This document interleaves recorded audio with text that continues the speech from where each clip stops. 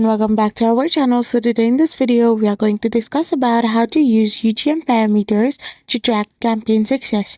So without wasting much of our time, let's get straight into the video. So UTM parameters are snippets of text added to the end of a URL to track the effectiveness of marketing campaigns by providing granular data on traffic sources, mediums, and specific campaigns.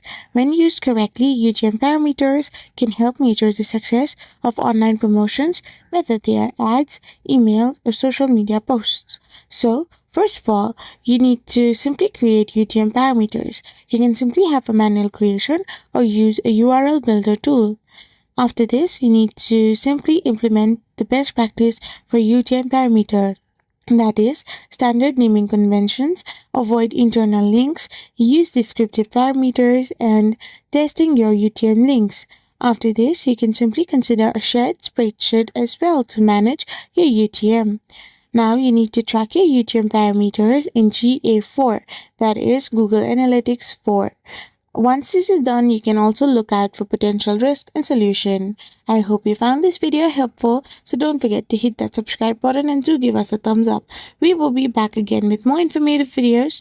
Thank you for watching.